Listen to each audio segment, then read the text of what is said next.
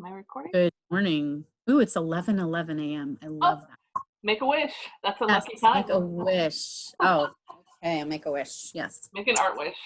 Yeah. Okay, good morning. Good morning. So yeah, we're still here, still in the position of social, physical distancing, isolation, lockdown, whatever Yeah. you want to call it. Yeah. Um, and I feel lucky I get to, just get on my computer and see your face. That's pretty awesome. A lot of people are Right? doing this, right? Yeah. Yeah, it's a Yeah. good thing. It's a good thing. Yeah. It's a way to feel connected. Yeah. Let's see, our chat last week, I counted them. We gave over 25 different, I believe Wow. numbers, 28 art break ideas that people can do in their house very easily, no art supplies needed, or in their backyard if they still have access Cool. to outdoor space. I love that. So in light of the question of can art reduce stress, Hmm. kind of going along the same veins, a question that we're going to chat about this week is what happens to art during times of crisis? So what do you think happens to art during times of crisis? It's a big question. Such a big question. That's a big question. I mean, there's so many ideas. A lot of artists make a living from it, and they're out of work right now, but they can still create. Art organizations are obviously out of business right now. Art museums are going online, but it's still providing that service. I don't know. What do you think? I mean, Yeah, during one. during this specific crisis, Right. I would think, so yes, a good number of museums and galleries and physical art spaces, art centers have had to close their doors because there's no way of practicing physical distance. And so a lot of them rely on membership, Right.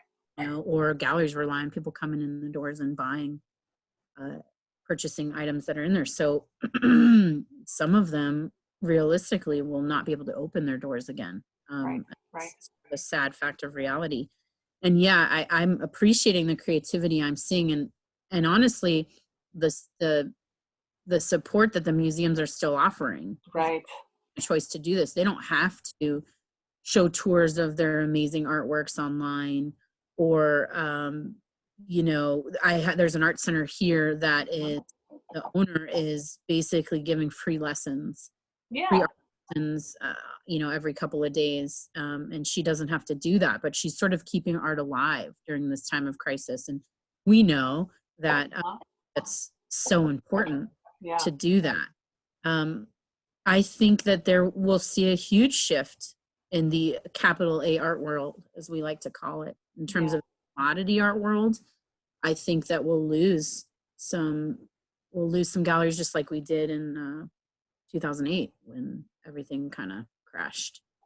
And I don't know, maybe museums will change the way they operate. Maybe they'll always offer sort of an online experience. I think it would be fabulous if I could become a member of let's say the Chicago Art Institute and see their museum, because I've never been to Chicago and I've missed a lot of amazing art because of that, something like that. Yeah, it's a big I don't know right now.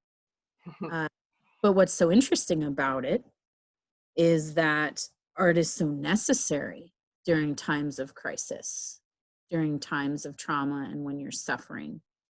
And so, like, what is happening to you personally as an artist during this time? Well, me, I'm purging. So I feel like this, I purged, I threw away probably, I do journals. So I threw probably more than 100 from over like 20 years ago. I just was like, I'm done with it. I'm purging. So for me, and then I'm going to start painting again. But I felt like I needed to purge the studio, get rid of old things. And for me, I think we're idealists. So I think this is a beautiful time to let go of things that, don't serve you. That's what I'm doing. And then I'm going to start, and I'm going to go on the blank canvas, and I'm going to create.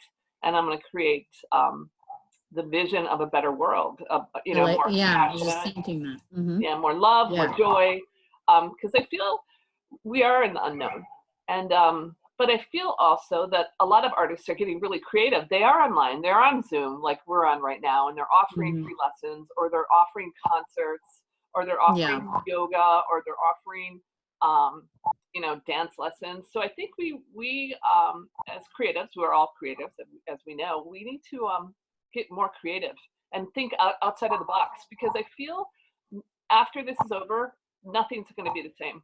We have Right. 6.7 million people out of jobs right now. Yeah. Um, we're in a weird state that I've never experienced. And early on, I was talking to Don, my boyfriend, and I said, you know what, this is going to be like the Depression. Yeah. So we are going to have to think really out of the box. But now we have internet. So this is Yeah. a tool that we can use to be even more creative. Right. So how about you? Yeah. Well, just when you said the Depression, some of my favorite photography is from the Depression era. And I was just thinking to myself, what great artwork came out of such a time of crisis for the world. Yeah. Yeah. And so, yeah, it's curious to think what kind of art will be created in response to this, basically this shift. This is just forced shift. So Yeah. there's this TED Talk, and I got to figure out who it is, and I'll Okay. You will. link in our description. But he was talking about, he's actually and he studies the economy Okay. and economics and things like that. And he was talking about a time when the London Underground was closed because there was a strike. Okay. Closed for maybe 3 or 4 days. Mm-hmm. So thousands of people had to figure out a new way to Right. work. Right. So and he studied what happened. So it was 3 or 4 days of a new behavior. And I believe he said about 10% of people never rode the underground again. Oh, uh-huh. So it was this sort of forced shift. Right. You had to think, you had to get inventive, you had to get creative. Mm-hmm. And 10% of the population was like, you know what? This is better, actually. Yeah. I found a better way of doing this. Right. But they never found that if they would have never basically been forced into it. Right. And encountered that trauma. Mm-hmm. Mm-hmm. So, just to add a little bit of light, maybe a little bit of hope to the situation. I guess, yeah, you're right. We're idealists, and I like to think about it that way, that sort of use art to get through the darkness. And you'll be amazed at some of the greatest artworks are made because people suffer. It's this really weird, I think about it quite often.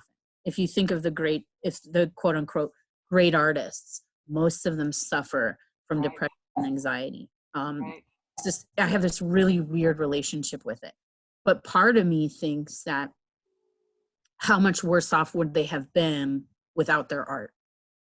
They were still somewhat suffering from depression and anxiety, because I don't think if you have it, it never goes away. Mm-hmm. And I feel art is this way that they ran to it. You and I have talked about that before. You ran to art, and I did as well. To sort of, and it's not an escape. I never used it as an escape. No. It was sort of like a reckoning with my own emotions. And Yeah. I would encourage other people to do that. And I am interested in seeing what people will produce during this time of crisis and trauma. Yeah. If that makes sense. Because it is, there's no way. I was just telling you this before we pressed record. Yeah. My children, they're very dramatic, and they do a lot of dramatic play together, and they make up these stories. And yesterday, there's a small creek by our house, and they were playing, and one of them was a fox and fox baby and a fox dad, and they were playing a game about isolation. Wow. They were either running away from something that was scary that was coming from them, and they had to get away from it, or they were using that terminology, and they were working through it. They were using dramatic play to work through the emotions that they have around what's happening in their lives right now. And I would encourage other people to do that in whatever way helps them. I Yeah. think, yeah, what you're saying, I mean, I know it, you know it, but the world needs to embrace it, that art is a tool. It's a tool for transformation and for healing. And we've forgotten that. And I think it's time to, I think it's an opportunity for a renaissance. You know what I mean? Yeah. To get creative. But I know it's interesting how children are reacting to this. I saw we were walking, we can walk, but socially distancing, walking on the bluffs to get my nature fix. And I saw a mom and a kid, maybe 8, and she was freaking out, trying to avoid people, you know what I mean? Trying not to get close. And the kid was just like a nervous wreck. You could see his face was total anxious. So we need art, and people need to do art, and it can be good, it can be bad, it can be about, you know, the pain and suffering, it could be about joy and a better future. But I think everybody get creative. I think what we're called to do right now in this unknown, you said the unknown, Right. is we're called to be creative. We're called to step out of the box. Yeah, I mean, I think in so many different ways, because if you think about the companies that were sort of that popped up after the '08, you know, sort of tank in the stock market, what it was like Airbnb, Yeah. I think Uber came because of that. And so folks got creative about, and they solved problems. And I think that's what we'll see. And this isn't just in the art world. This isn't just art. This isn't just what's going to happen in art, but what happens to people during times of crisis is they get creative, because honestly, they have to. You have to get creative in order to survive. And so, you know, it's a different way of looking at what you and I maybe talk about in terms of making art. But I think that it goes along with what we're always talking about, which is thinking outside the box, and really letting your brain wander. There you go. Art break ideas are about sort of wandering and pondering, you know, just anything to exercise your brain in a different way than you're used to. And I think that folks might benefit from that, or they might not even know they're doing it. The crisis might just lead them in that direction. And so, like, what comes out of that? You know, like I'm curious, like, are there going to be, I mean, there has to be, are there going to be artists out there that were going down this one path with their making their work? You know, this crisis happens, coronavirus happens, and then they're just like, and then they go a different route, because we know that the art we make is definitely personal and narrative. And so how could it not? How could your, you know, it'll be interesting to see what your paintings look like as you create them in this time, you know, and then kind of, because your paintings are basically a timeline of your history of your experience. Exactly. Yeah. I know. It'll be.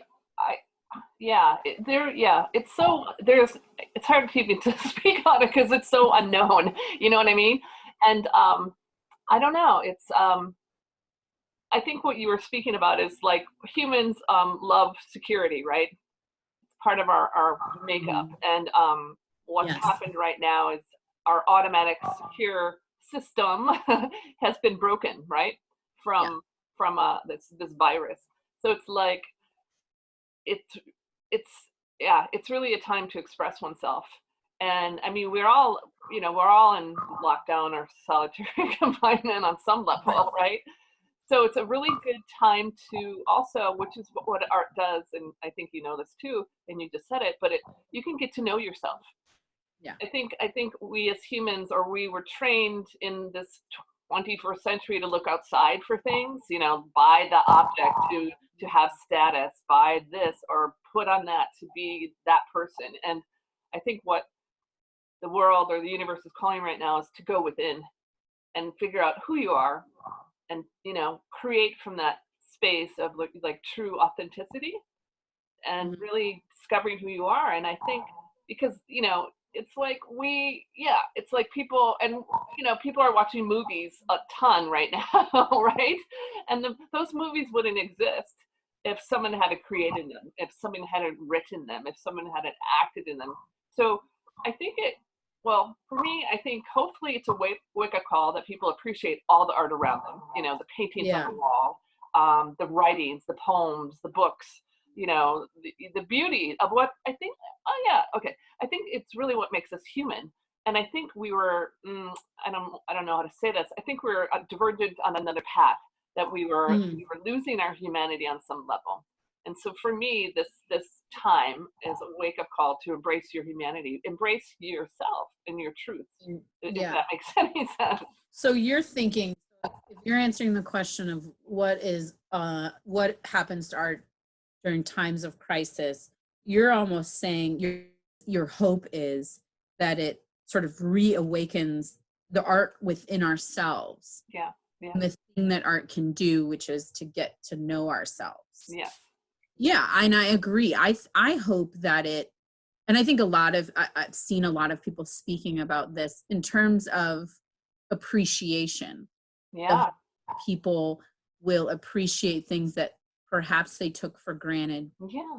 for, like, I don't know, grocery store workers, the mail service, garbage, you know what I mean? Garbage collectors, sanitation workers, um, anything, and I think that for me, in terms of art, I hope that there's this reawakened appreciation for the fact that what probably is saving you right now is art. Yeah. If you're not creating it, if your art break is simply watching someone else's art, if that's the way you're taking your art break these days, and I'm pretty sure, at least in the Western world, there's not a person that's not doing that these Right. days, right? Uh, I know there's other places in the world that they don't have that privilege, and I will acknowledge that. But in our experience, I hope that those folks are appreciating the sort of the art that went into that, the creativity that went into that, and perhaps it sparks it within themselves. Yeah. Maybe they'll give it a try. Maybe this is the time in their life that they can write that book they've always wanted to write, or that play, or make a movie with their kids. I just saw this amazing one that this mom made with her kids, because what else are you going to do with three Yeah. kids in your house? You're going Yeah. to make some iMovie with them and have an awesome day doing that. Yeah. uh, you know um, I don't know about you, but Hmm. on a personal note, we're all dreaming more. Oh yeah. It's happening to you, but my entire family is dreaming more. Wow. uh, and it's just interesting shift that's happening. And for the first couple weeks, the boys would know they dreamt and they couldn't remember them. And then all of a sudden, 3 days ago, my oldest son tells me this epic adventure he went on in his dream, Wow. I love it. his dreams. And it was amazing. And I told him, I need to get you a dream journal. We got to Oh, write. I love it. Yeah. And then yesterday, I believe, my middle son just starts telling me a story Oh, out of nowhere. And it's just there. I think it's almost like, because that's where they live right now. yeah. You know what I mean? And It's really beautiful. they're Yeah. having more of an opportunity to have a conversation with that side of themselves, because we're doing a lot of unstructured things. We're outside a lot. They're playing together a lot. My 7-year-old, 4-year-old, and it's just opening that part of them. It's opening that realm of imagination. And you know what? It also might just be they're escaping. They're using their creativity to escape from their fear. And maybe that's how they're working out. Who knows? But But that's they're how just they're observations I've feeling. made. Yeah, that's amazing. I love that. I paint from my dreams. I used to paint religiously from my dreams and write them Yeah. down. And that's another art break you can take, is paint your dreams. And Yeah. when you do that, or write a story about that Yeah. dream. Just write it down. It Yeah. really, I studied dream studies for a while, and it's amazing. I taught at-risk teens dream painting, And it was amazing. There was a group of 20 kids that were in juvenile hall, and we painted the dreams, they painted their dreams, and they got Wow. so deep and so like Yeah. imaginative and so real.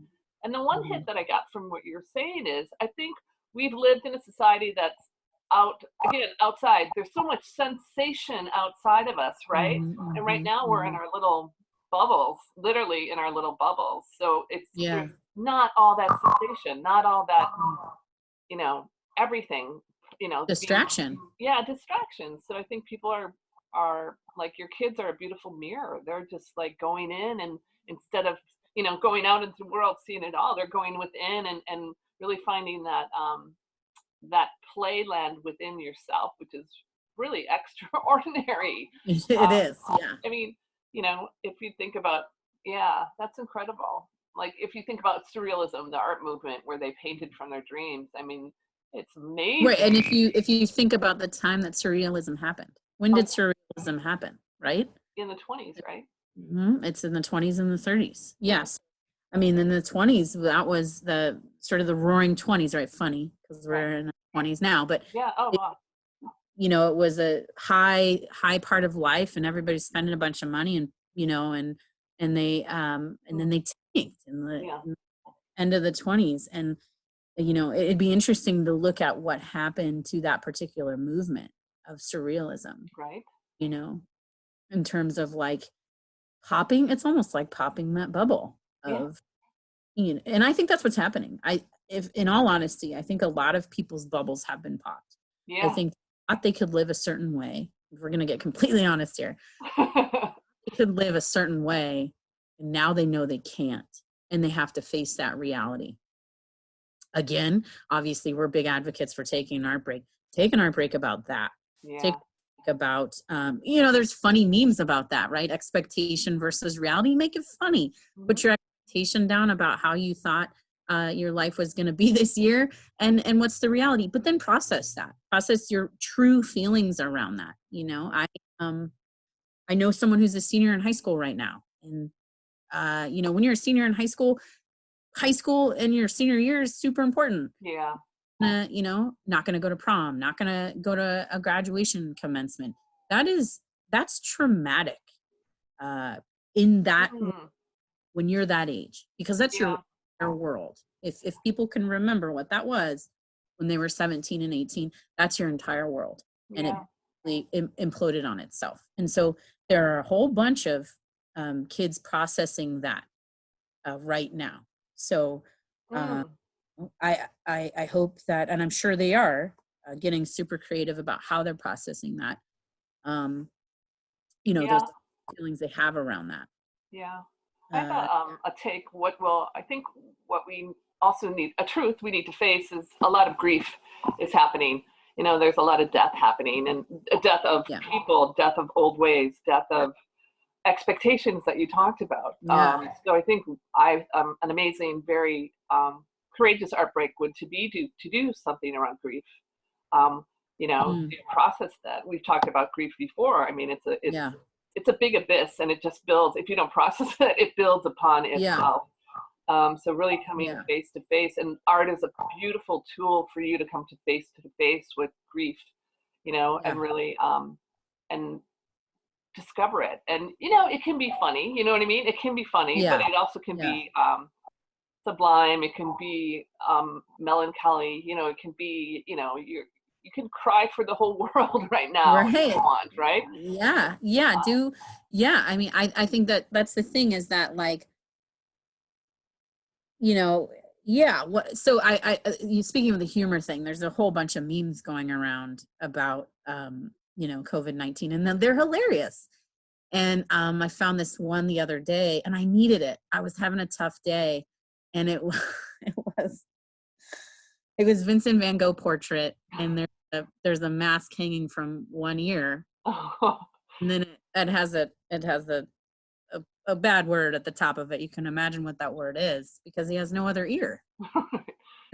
It cracked me up. Right, right, It literally, I laughed out loud, and it was exactly what I needed at that right. moment. So I do think that crisis and humor go hand in hand. And Humor art is one of my absolute favorite arts, and I think it's also one of the most difficult ones. So maybe that's what it is during times of crisis. Maybe we're going to see more humor art, in terms of the rise of humor art. Maybe there'll be more art about that is processing death and grief, death of a lot of things, like you were saying. Maybe we'll see an increase in that in terms of the art we see around the world. I hope we'll see an increase of people making art. Maybe they'll feel forced into it because they're kind of running out of ideas about things to do. But maybe at the end of all this, they'll discover that it's something that they might want to do on a daily basis. You and I have been in groups where we've taught, let's say, resistant folks. Yeah. We've done, group meetings, or I've done some lectures at the college level. And there's always, a good group of people that are very resistant to the idea and say the standards in terms of, I can't do it, or Yeah. this useless. There's no value to this. Mhm. And at the end of the class, they've changed their mind. So maybe that'll happen during times of this crisis, is it's so extended that eventually you'll get down to the bottom of your list of things to do, and maybe art is on the bottom of that list, and it's not really what you want to do, but you'll finally give it a try. So maybe there'll be people that do that.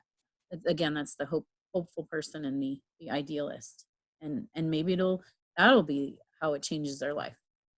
Yeah, or maybe just using their imagination. You talked about creativity, maybe really, and it's full circling. Yeah. Tap into your imagination, wander with it. Where does it go? Dream a dream.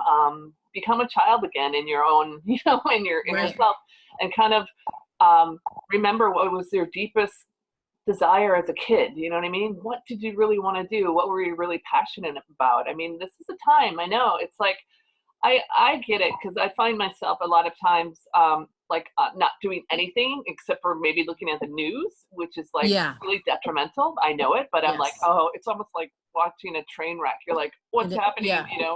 And so I know a lot of people are facing that, where they are like, how does that, like a deer in headlights, where they're like, but you got to do something, and that's why I started purging. So maybe the first process is start cleaning the clutter out of your space, and maybe you create an art space for yourself, that you're going to be creative.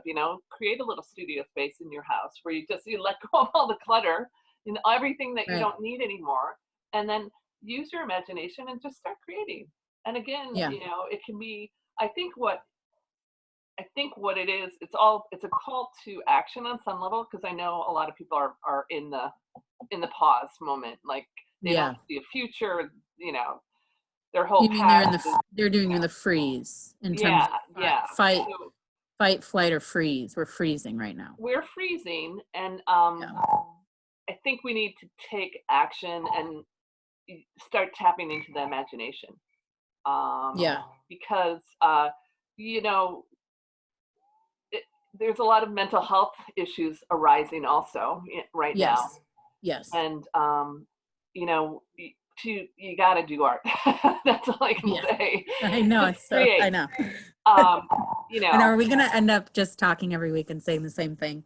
Because, I mean, right? Well, I don't know. I mean, we gave that's the answer, right? It's the answer. It is.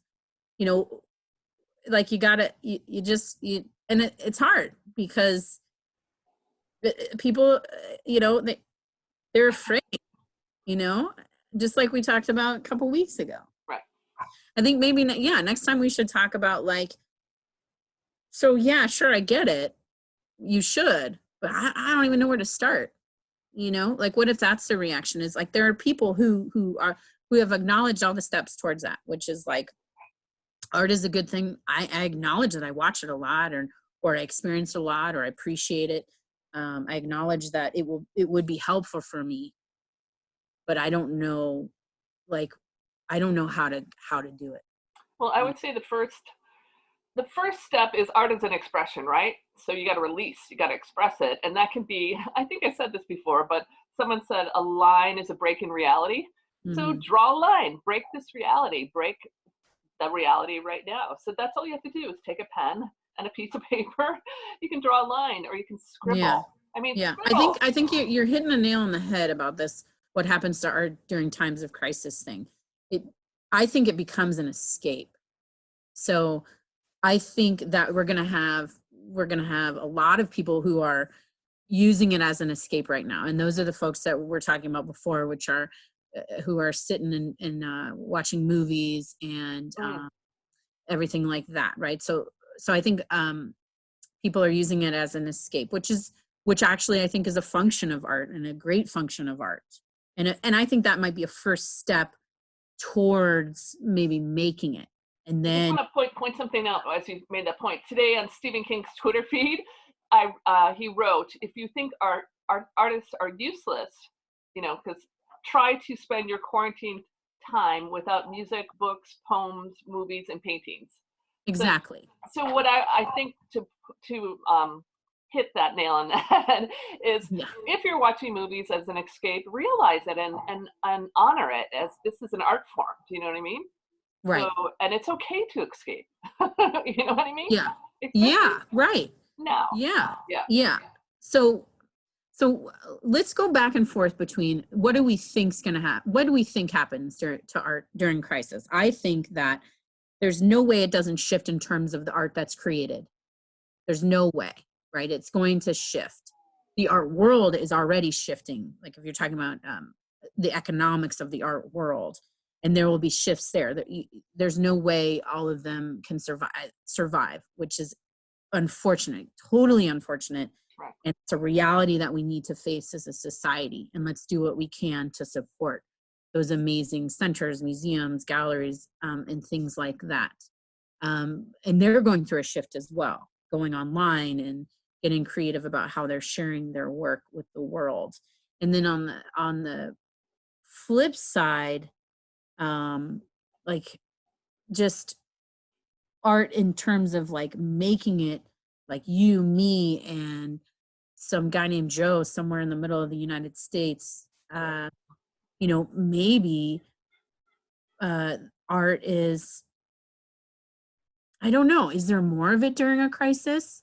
I don't see how there couldn't be more of it because, especially in our current state, just to hit on what you were saying, Stephen King said, we already know that there's more of it, at least in our country.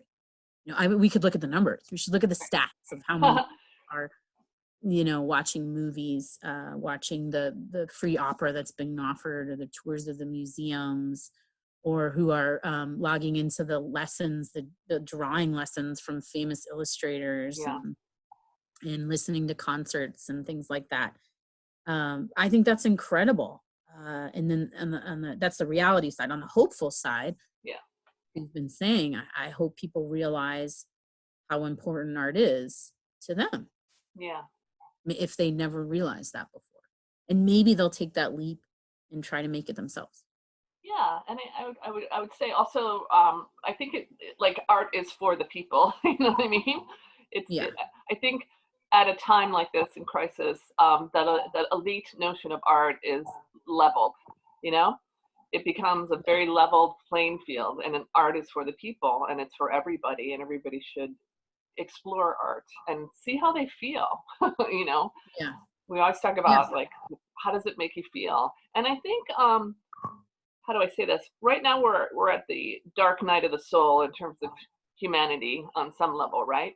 And I Yeah. think we know that some of the greatest artworks are created from that depth Yeah. of From that space. from that space.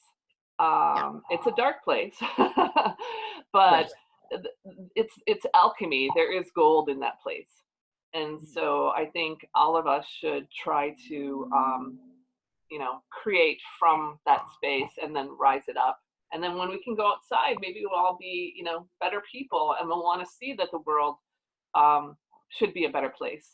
Should be, Right. and I love how you said like the essential workers are the grocery people, the Right. sanitation workers. I mean, that's a huge shift in our paradigm, in our our Yeah. our our revisioning of what society is. These are people that were making minimum wage, you know what I mean? And Yeah. now they're elevated to essential workers. So I Yeah. think, yeah, I think it's a new language is happening. We're going to get more creative. Um, and there's still the unknown. I still kind of don't know what to say. you know, Yeah. yeah, it's like, Yeah.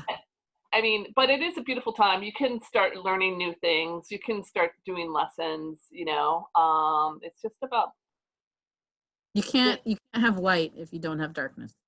There, you know, that's so true. That's so true. That's a So, beautiful that's what we've ignored in our world is the darkness. It's the yin and yang, yeah. you know, it's the Yep. Taoist symbol. Yeah. It's the opposite side of the coin. So right, Yeah. and I think we're coming to face with that. And Yeah. Let's get comfortable with being there because you're right. Amazing things happen there. Yeah. I like it. Okay. so if you have any insights for us about our conversation, we're kind of A we're big no. Yeah. okay. Taking our break.